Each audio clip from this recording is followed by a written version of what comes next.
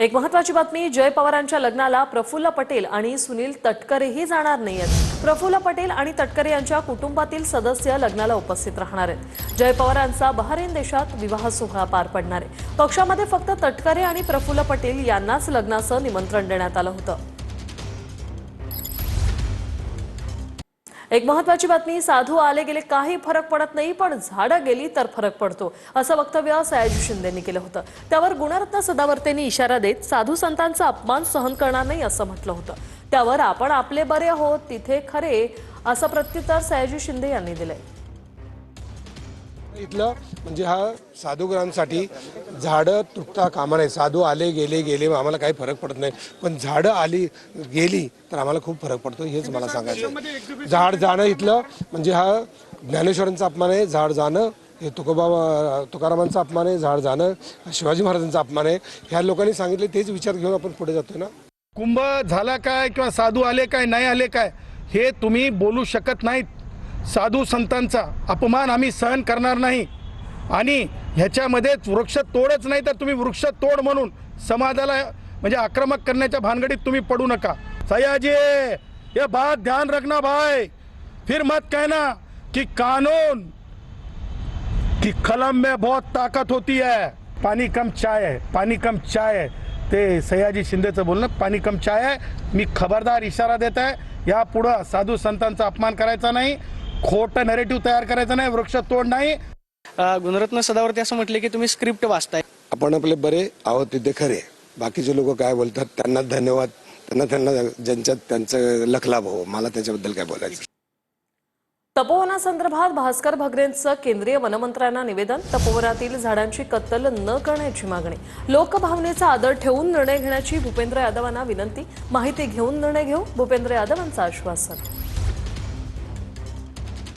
साधू संतांना तपोवनामध्ये जागा मिळावी म्हणून जी 1700 वृक्षांची तोड केली जाते, हे अनेक वर्षापूर्वीची वृक्ष आहे आणि ती तोडली जाऊ नये यासाठी सगळे नाशिककरांनी जे आंदोलन छेडलंय, ही भावना वनमंत्र्यापर्यंत पोहोचून, कारण ही संपत्ती आपल्या देशाच्या दृष्टीने अत्यंत महत्वाची। आपण बघतोय निसर्गाचा समतोल बिघडलाय आणि त्यामुळे प्रचंड पाऊस होतोय, तापमानामध्ये प्रचंड वाढ होते आणि ती होऊ नये ही नाशिककरांची भावना मी वनमंत्र्यापर्यंत पोहोचवली। वनमंत्र्यांनी याची चौकशी करून याच्यावरती मार्ग काढण्याचं आश्वासन दिलंय। भाजपच्या महाराष्ट्रातील खासदारांनी मोदींची भेट घेतलेली आहे। सकाळी 10:30 वाजता पंतप्रधान कार्यालयात ही बैठक संपन्न झाली। महाराष्ट्रातील लोकसभा राज्यसभेचे खासदार उपस्थित होते। राज्यातील परिस्थिती, सुरू असलेली कामं आणि प्रकल्पांबाबत चर्चा झाली। मुंबईत भाजप आवाज मुंबईकरांचा संकल्प भाजपचं अभियान राबवते। भाजपच्या अभियानाला मुंबईकरांचा प्रतिसाद मिळतोय। मुंबईतील विकासासाठी 2,65,738 सूचना देण्यात आल्या। मुंबईकरांच्या सूचनांचं संकलन करून भाजप मुंबई अध्यक्ष अमित साटम सादरीकरण करणार आहेत। दुपारी 12:30 वाजता भाजपच्या वसंत स्मृती कार्यालयात सादरीकरण करणार आहेत।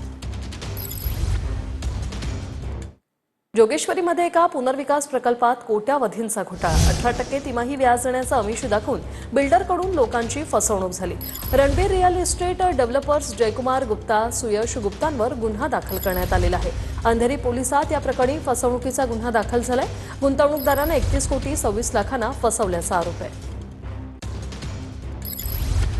बातमी महत्त्वाची आहे। वसंतदादा शुगर इन्स्टिट्यूटच्या अडचणी वाढण्याची शक्यता वर्तवली जाते। वसंतदादा शुगर इन्स्टिट्यूटच्या चौकशीला सुरुवात झाली आहे। समितीने आर्थिक व्यवहारांची माहिती देण्याची मागणी केलेली आहे। या संदर्भात योगेश बोरसे आमचे प्रतिनिधी सविस्तर अपडेट्स देत आहेत। योगेश, वर्षा, शरद पवार अध्यक्ष असलेल्या वसंतदादा शुगर इन्स्टिट्यूटच्या चौकशीला सुरुवात झालेली आहे। 5 सदस्यीय ही समिती आहे आणि यात प्रमुख म्हणजे VSIने 2009 ते 2025 या कालावधीमध्ये जे काही आर्थिक व्यवहार केलेले आहेत त्याची चौकशीला सुरुवात झालेली आहे। या संदर्भात लेखा परीक्षण अहवाल म्हणजे मागील 17 वर्षांमधला जो काही लेखा परीक्षण अहवाल आहे तो आता साखर आयुक्तांनी या चौकशी समितीने मागवलेला आहे। या 17 वर्षांमध्ये जे काही आर्थिक व्यवहार झालेले आहेत त्यासोबतच राज्य सरकारकडून जे या वसंतदादा शुगर इन्स्टिट्यूटला अनुदान मिळालेलं आहे त्याचा विनियोग नेमका कसा झालेला आहे या संदर्भातली माहिती आता वसंतदादा शुगर इन्स्टिट्यूटकडून या चौकशी समितीने मागवलेली आहे।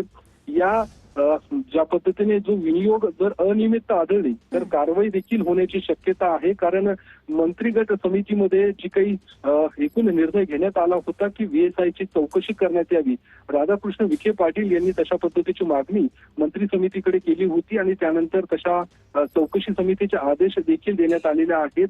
आणि राज्याचे साखर आयुक्त संजय कोलते यांच्या अध्यक्षतेखाली 5 सदस्यीय समिती देखील स्थापन करण्यात आलेली आहे. या समितीचं कामकाज देखील आता सुरू झालेलं आहे आणि त्यामुळे जे काही चौकशी समितीने VSIला पत्र दिलेलं आहे ते देखील आपल्या TV9च्या हाती लागलेलं आहे. यामध्ये स्पष्ट नमूद केलेलं आहे की 2009 ते 25 मध्ये जे काही आर्थिक व्यवहार झालेले आहेत याची सविस्तर माहिती तुम्ही आम्हाला सादर करावी आणि त्यानंतर या संपूर्ण आर्थिक व्यवहारामध्ये काही गैरव्यवहार झालेला आहे का, काही अनियमितता झालेली आहे का, हे देखील आता चौकशी समिती तपासणार आहे. त्यामुळे येणाऱ्या काही दिवसांमध्ये वसंतदादा शुगर इन्स्टिट्यूटच्या अडचणी वाढण्याची देखील शक्यता वर्तवली जात आहे. सुरुवातीला ही चौकशी समिती होणार निश्चितच नाही अशा योगेश, पद्धतीने या चौकशीकडे आपलं लक्ष असणारच आहे. सातत्यानं तुमच्याकडून अपडेट्स घेऊ. तुर्तास धन्यवाद.